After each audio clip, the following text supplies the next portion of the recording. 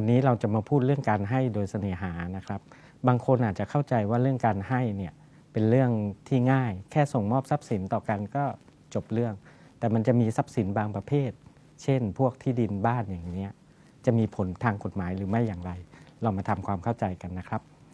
ซึ่งกฎหมายประมวลกฎหมายแพ่งและพาณิชย์เนี่ยเขาบอกว่าผู้ให้ทำการโอนทรัพย์สินของตนเองให้แก่ผู้รับแล้วก็ผู้รับยอมจะรับทรัพย์สินนั้น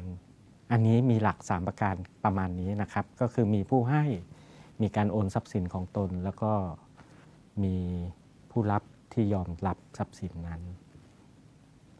ต่อมาที่สิ่งที่เราจะต้องเข้าใจก็คือการโอนเนี่ยไม่เหมือนการส่งมอบนะครับกฎหมายใช้ต่างกันซึ่งแต่คำว่าโอนเนี่ยจะเป็นเรื่องที่ครอบคลุมมากกว่าสำหรับทรัพย์สินนี่ก็เช่นเดียวกันที่มีปัญหาเกิดขึ้นมากถ้าเป็นพวกสังหาริมทรัพย์ซึ่งส่งมอบให้แก่กันได้ด้วยมืออันนี้ส่งมอบทรัพย์สินนั้นให้แก่กันก็จบเลยผมเอาแหวนทองให้กับมือยื่นให้จบเลยอันนี้มีผลสมบูรณ์ทางกฎหมายแล้วแต่ถ้าเป็นพวกอสังหาริมทรัพย์ก็คือที่ดินและบ้านเนี่ยก็จะต้องทำเป็นหนังสือและจดทะเบียนต่อพนักงานเจ้าหน้าที่นะครับถึงจะมีผลสมบูรณ์แล้วถ้าเมื่อการให้ดำเนินการมาถึงขั้นสมบูรณ์นี้แล้วส่งมอบนี้แล้วหรือจดทะเบียนทำหนังสือจดทะเบียนโอนต่อพนักงานเจ้าหน้าที่อะไรเรียบร้อยแล้วจะถอนคืนการให้ได้หรือไม่และอย่างไรถอนคืนการให้ได้กฎหมายบอกว่าถ้าผู้รับการให้เนี่ยประพฤติเนรคุณเช่นทำร้ายร่างกายผู้ให้ด่าว่าผู้ให้เช่นนี้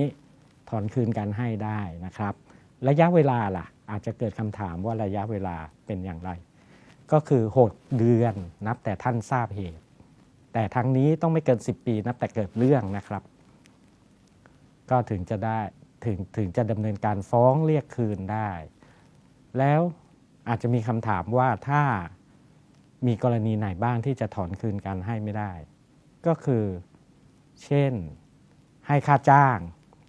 หรือว่าให้ทรัพย์สินโดยมีค่าภาระติดพันกฎหมายใช้คำนี้นะแต่ยกตัวอย่างง่ายๆก็คือ